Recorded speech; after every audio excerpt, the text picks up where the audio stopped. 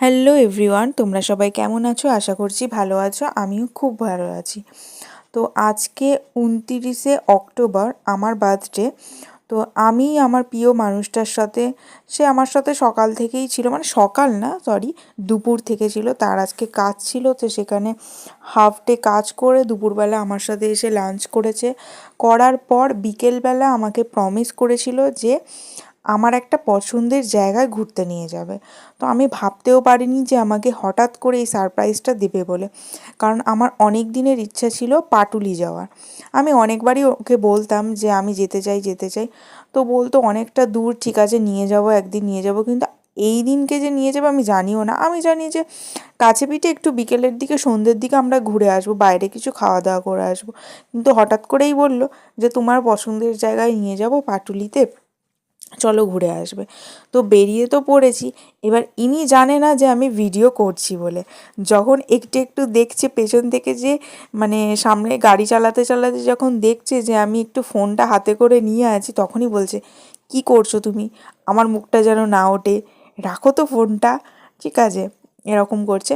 সে যে পছন্দ করে না তা না, কিন্তু সে নিজে ভিডিওর সামনে আসতে চায় না, মানে ভ্লগের সামনে আসতে চায় না।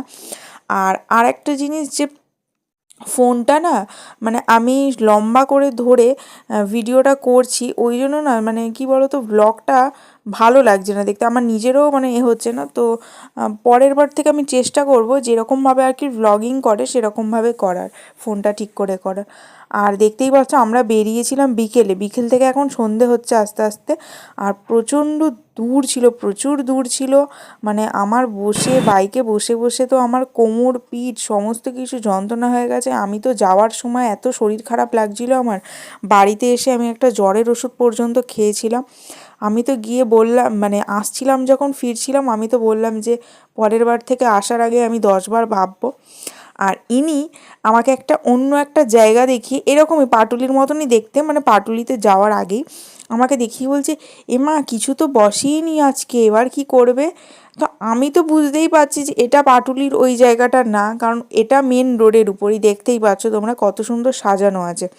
ওখানে তো কিছুই ছিল না, জাস্ট একটা ঝিল মতো ছিল, আর এরকম মানে ফুটপাত মতো ছিল। আর খুব সুন্দর ভিউটা ছিল এখানে চারিদিকের। আর আমরা সেরকমভাবে চারিপাশটা ঘুরতে পারিনি, ওখানে একটা পার্ক মতোও ছিল, কারণ বাড়িতে মা ওয়েট করছিল রাত্রিবেলা আমরা ডিনারটা একসাথে খাবো বলে, ওই কারণে। তো সেই কারণে আমরা মোটামুটি 1-2 ঘন্টা মনে হয় কাটিয়ে চলে এসেছিলাম, 1 ঘন্টা মনে হয়, যেতেই তো মনে হয় আমাদের 1.5 ঘন্টা টাইম লেগেছিলো। আর আমরা এই দোকানটা থেকে খেয়েছিলাম, এটার নাম একটা কি ছিল যেন, আবার খাবো না খাই খাই, মানে এরকমই কিছু একটা নাম ছিল, যাই হোক। তো প্রথম যে দোকানটা ছিল মানে ঢোকার মুখে, ওইখান থেকে প্রথমে আমরা ফ্রাইড মোমো খেয়েছিলাম। মোমোটা তো অসাম ছিল। আচ্ছা, এখানে একটা ক্লিপ তোমরা দেখো।